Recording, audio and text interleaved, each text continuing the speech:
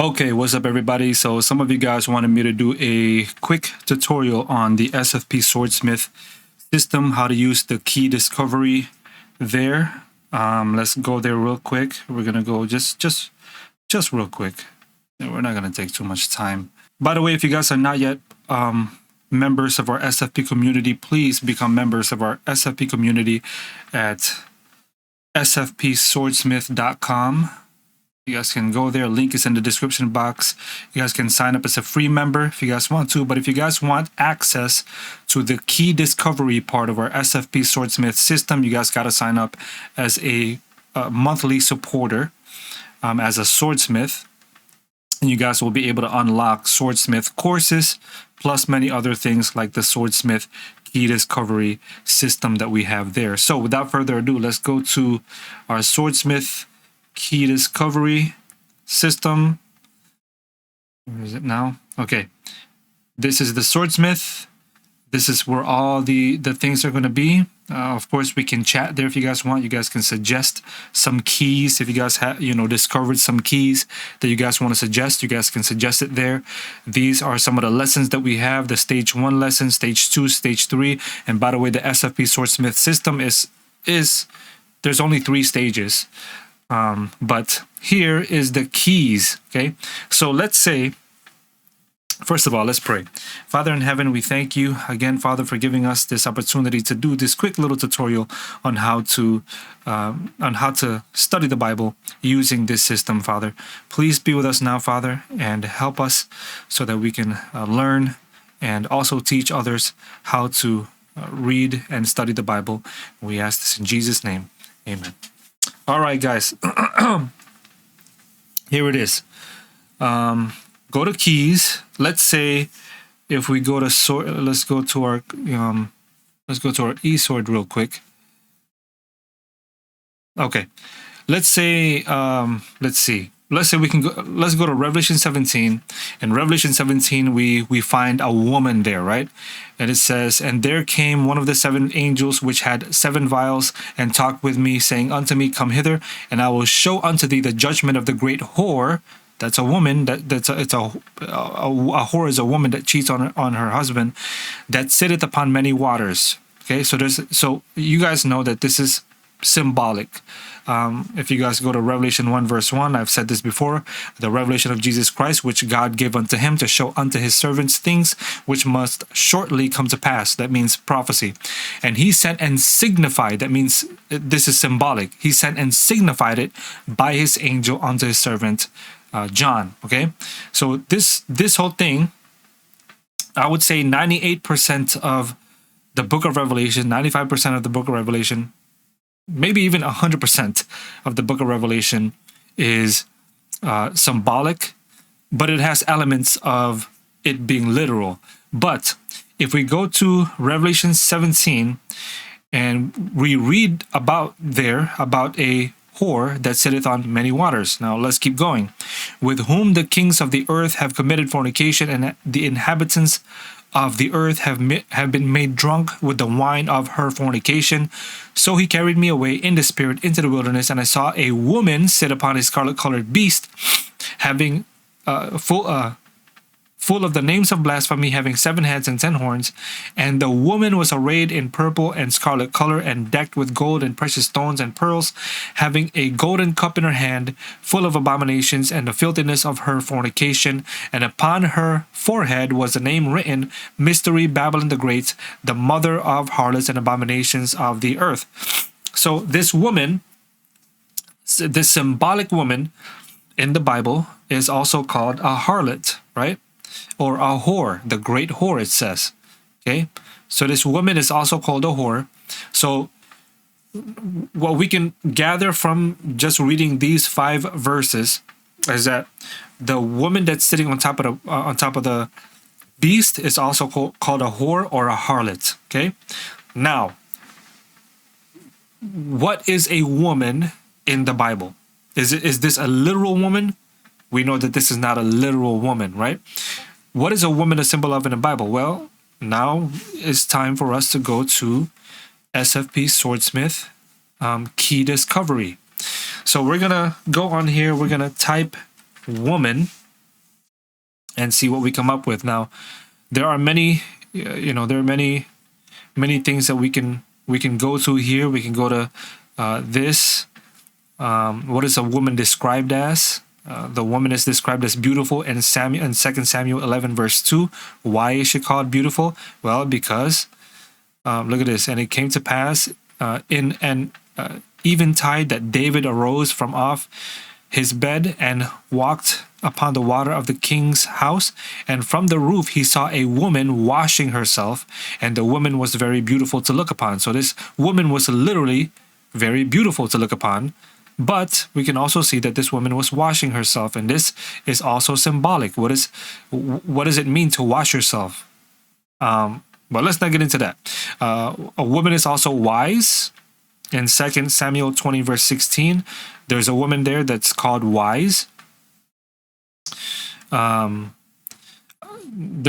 are also widows that are, women are widows, and all these things. So you can look at all the description of what a woman is in the Bible. You can look at we can see this, and we can see the symbolic imagery here.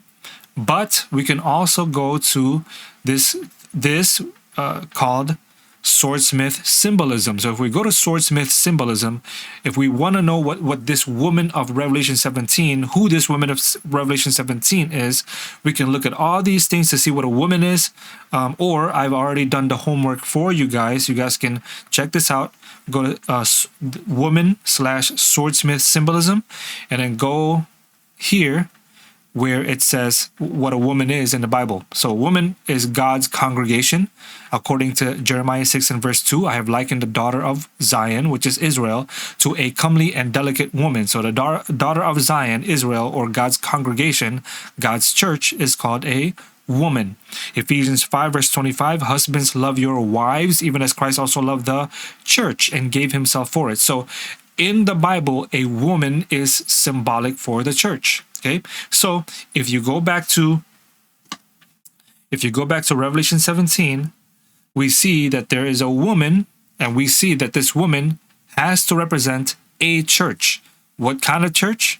Well, it tells you right there. It's a harlot or a whore. Okay, it's a harlot church. Okay, let's go back to key discovery. Now we can go back here.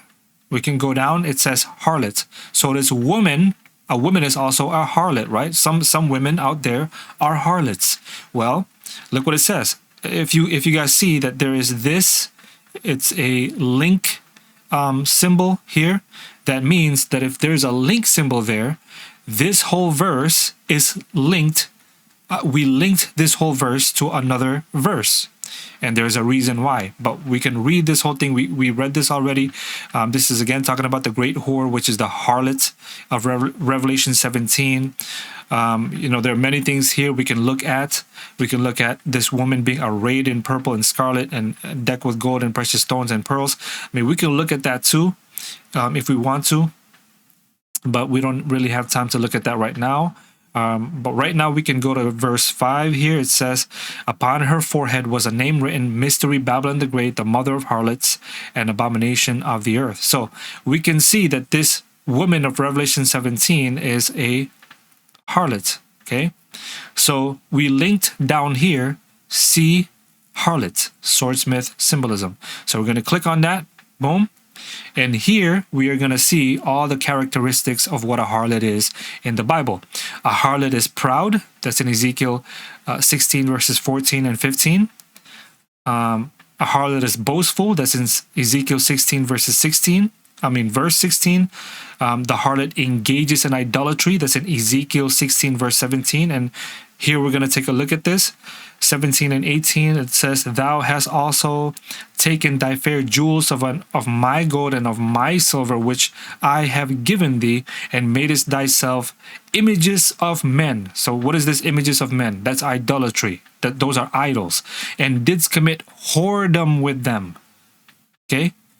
So if you guys don't know what Ezekiel 16 is all about, Ezekiel 16 is all about Israel committing cheating on God, committing harlotry and whoredoms with other nations and other pagan gods.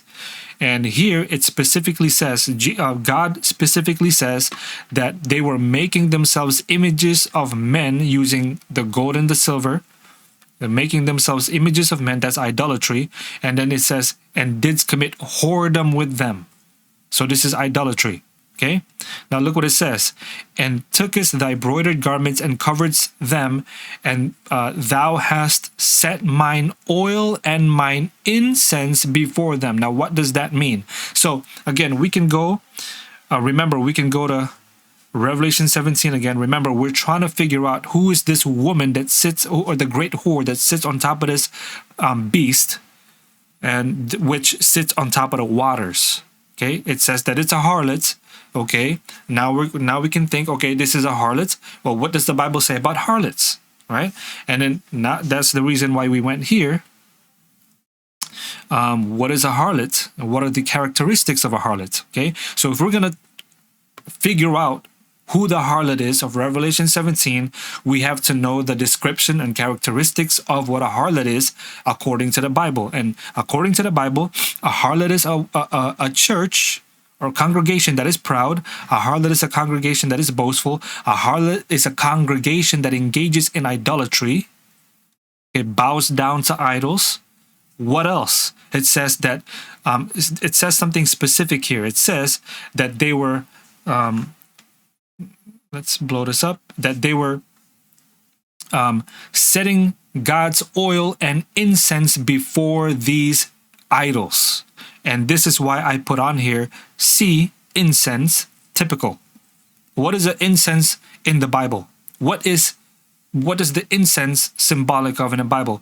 If we click on that, we're going to get a deeper meaning to this. If we click on this, let's click on it. Okay, what is incense in the Bible? Incense mean prayer.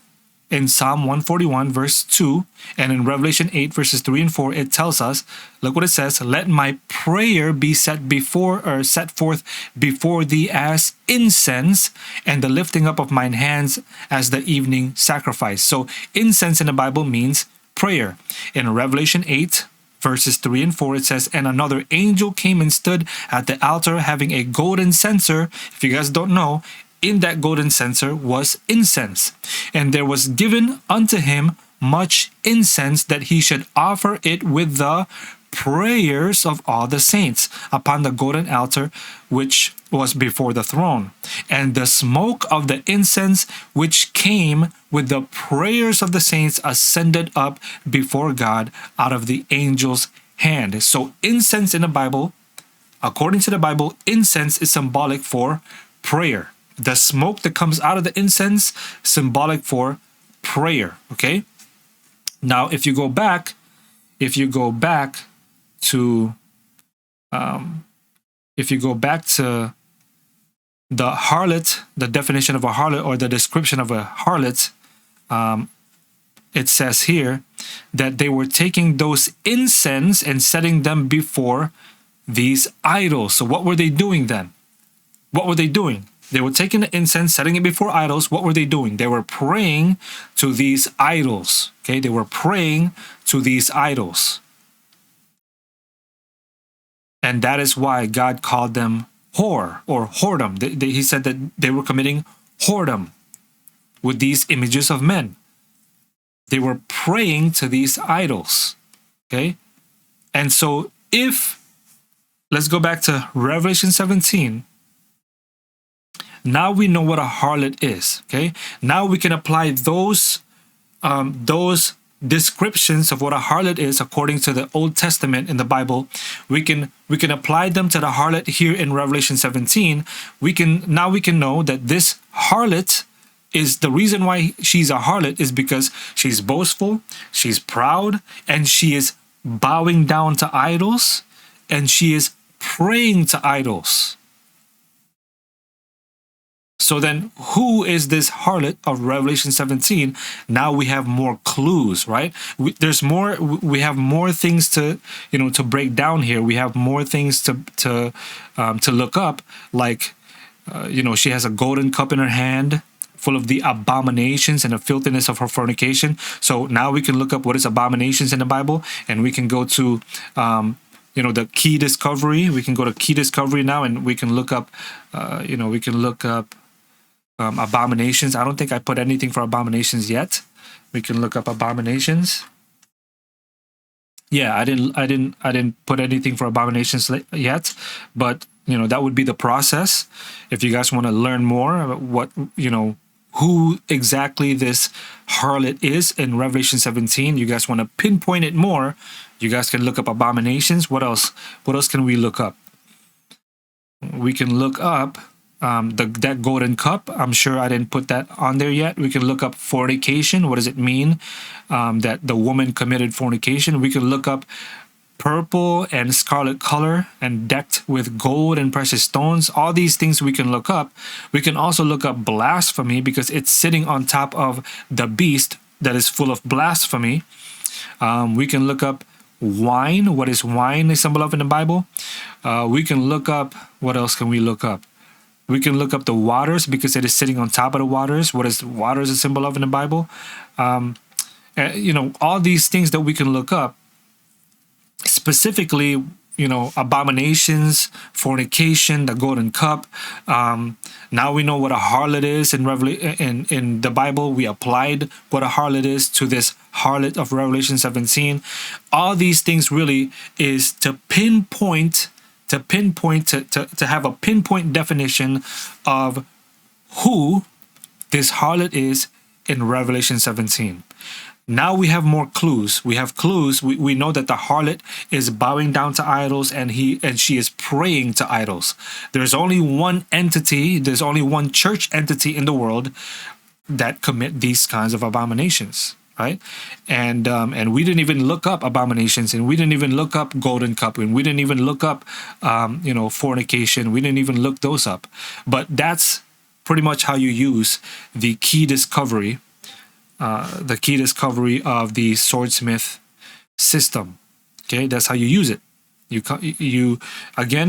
go to whatever verse that you wanted to break down. Let's say you want to break down Revelation 17 verses 1 through 5. What is a harlot? Well, you go to the key discovery. You look up woman. And we go here and we see what a woman is in the Bible. It's God's congregation, or a congregation. And then we see that a woman is also a harlot. And what is a harlot in the Bible? Well, we go follow this link. And this tells us what a harlot is in the Bible. A harlot is a congregation or a church that is proud. A harlot is a congregation or a church that is boastful. And a harlot is a congregation or a church that engages in idolatry. And a deeper level to this, here it says that this harlot was not only committing idolatry, but also setting before the idols, oil and incense. So now we got to look at what incense mean in the Bible, and it tells us that incense in the Bible mean prayer. Okay, so then you go back and you say, oh, okay, so this harlot here in Ezekiel 16 is also praying to idols. So now we have all this information, we apply it now to the harlot of Revelation 17, and now we know that this harlot of Revelation 17 also is boastful, is proud, and also bows down to idols and prays to these idols. And we are narrowing down who this harlot is of Revelation 17. And so that's how you use the SFP Swordsmith key discovery section of the SFP Swordsmith. And I know that I went a little fast, and that's because I don't really have much time, but I hope that this helps you guys out. Again, this makes studying so much more efficient. So for those of you guys who are interested in wanting to become part of our SFP community, if you want to be a swordsmith in our SFP community, again, go to sfpswordsmith.com.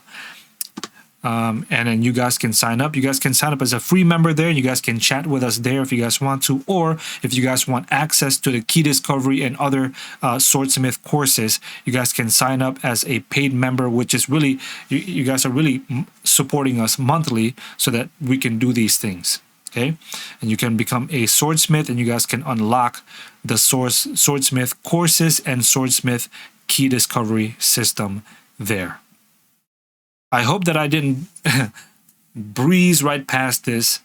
I'm going to do a more detailed version of this video so that you guys can so that I can teach you guys how to fully study the way that I do and study using this system, so that your guys' studies would be more efficient, and it would be more, I think it's more fun to study this way because you're connecting the dots, and to me it's like a puzzle.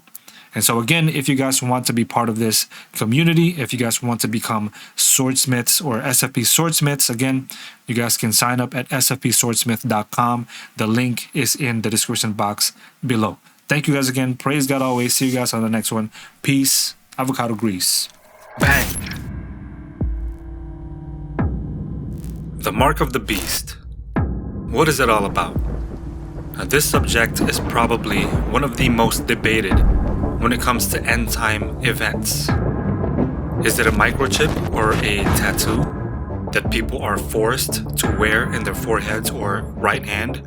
It's much like hunting for an animal's footprint. How would you know what footprint we're looking for if we do not specify which animal it is from? It is the beast's mark. They will also have the name of the beast and the number of his name. And what number is that? That number is 666.